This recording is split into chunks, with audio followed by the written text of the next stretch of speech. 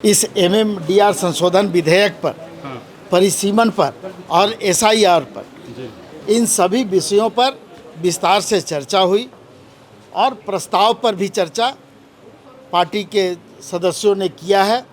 उस प्रस्ताव पर निर्णय हम लोग बहुत जल्द ले लेंगे कि ये कार्यक्रम जो हमारा होगा वो चरणबद्ध तरीके से जारी रहेगा और किस तरह से हमारा आंदोलन आगे मजबूती से चलेगा, धारदार बनेगा। इन सारे विषयों पर इस बैठक में चर्चा की गई है।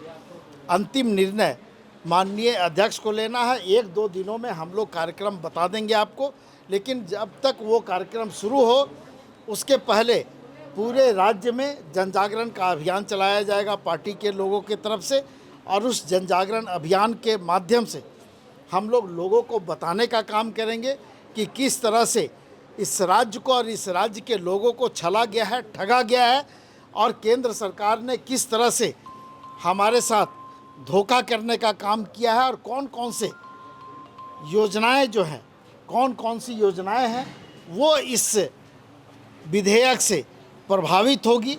आप लोग भी जानते हैं क्या मैया योजना बंद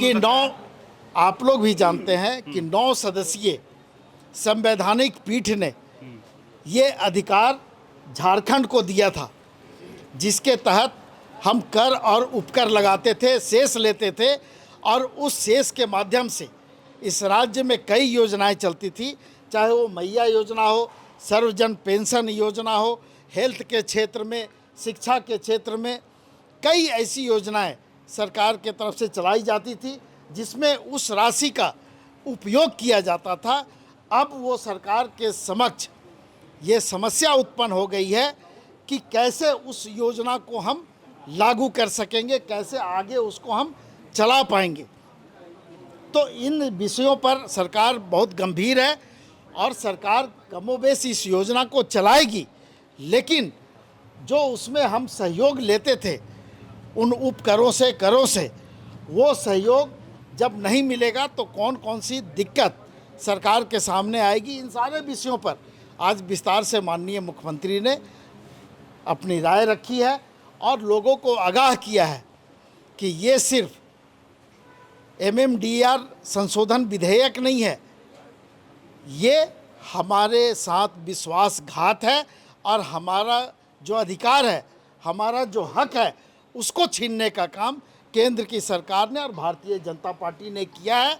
इसको हमको जवाब देना होगा और बहुत जल्द पार्टी जवाब देगी। झारखंड से कोयला भी रुकेगा जो बाहर जा रहा है, क्योंकि मुख्यमंत्री ने का एक बयान बहुत पुराना है कि भाई नहीं, कोई पुराना बयान नहीं है। हाँ।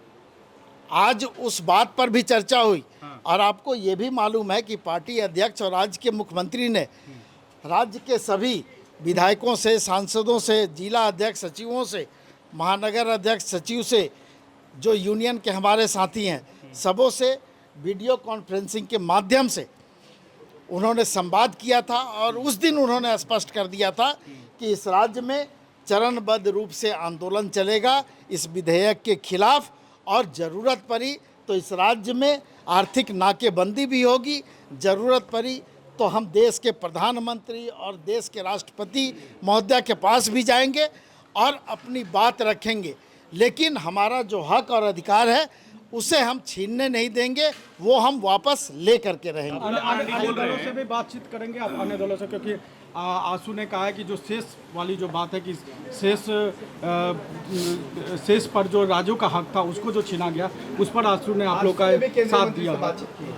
नहीं, ये हम लोगों ने भी देखा है, हम लोग भी जो बयान है उसको हम लोग देखे हैं, समझे हैं, लेकिन ये बात स्पष्ट है कि झारखंड मुक्ति मोर्चा अपने इस रुख से पीछे हटने वाली नहीं है और केंद्र सरकार को मजबूर कर देंगे हम लोग कि आप इस विधेयक को वापस लीजिए और झारखंड का जो हक अधिकार है उसको देने का काम। एक सवाल ये है, बाबूलाल बोल रहे हैं कि भाई आप जो सेस लगाते हैं, छत्तीसगढ़ की तुलना का उदाहरण कहा कि उन्होंने कि 88% तक जो है आप लोगों ने बढ़ाया। देखिए, हम लोगों को मालूम है कि बाबूलाल मरांडी जी किन किन राज्यों का नाम लेंगे।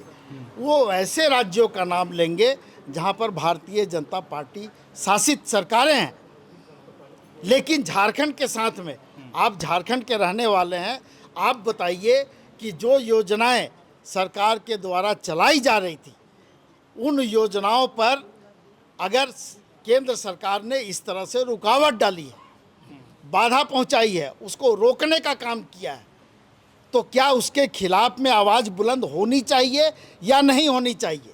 अगर बाबूलाल मरांडी जी इस राज्य का हित चाहते हैं, इस राज्य के लोगों का हित चाहते हैं, तो फिर इस विधेयक को वापस कराने में अपना सहयोग करें।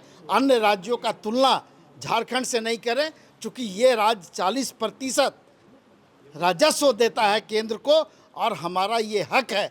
हम कोई भीख नहीं मांग रहे हैं, और हम उस अधिकार को, उस हक को छीनने का काम करेंगे। एक आखिरी सवाल आप बता दीजिए। एक आखिरी सवाल ये है, और फूड सेफ्टी ऑफिसर की जो नियुक्ति सरकार ने रद्द की थी, हाईकोर्ट में उसे स्टे लग गया है। इसमें सरकार के फैसले पे सवाल तो उठ रहा है कि क्या उसमें देखिए, सरकार ने जो फैसला लिया था, हाईकोर्ट की तरफ से जो भी निर्देश मिला है, सरकार उस निर्देश का पालन करेगी, और वो जो भी निर्देश है उसका हम लोग आकलन कर लेंगे, उसके बाद बात करें तो ज़्यादा बेहतर आपके लिए भी होगा। सर एक आखिरी सवाल मेरा ये है, आज खत्म हो जाए। रॉयल इंडिया में आपका स्वागत है। भारत के सबसे विश्वसनीय सोलर मोटर पंप और MPPT कंट्रोलर निर्माता। रॉयल इंडिया का high performance movable trolley solar water pumping system प्रस्तुत है। बेहतर दक्षता के लिए डिजाइन किया गया और आसानी से ले जाने योग्य। सरकारी परियोजनाओं के लिए अनुमोदित देश भर के कॉन्ट्रैक्टर्स और एजेंसियों की पहली पसंद। MNRE द्वारा अनुमोदित, उल प्रमाणित, उद्योग मानकों के अनुरूप स्वदेशी उत्पाद। सार्थक ऊर्जा समाधान के लिए हमारे साथ साझेदारी करें। आज ही संपर्क करें।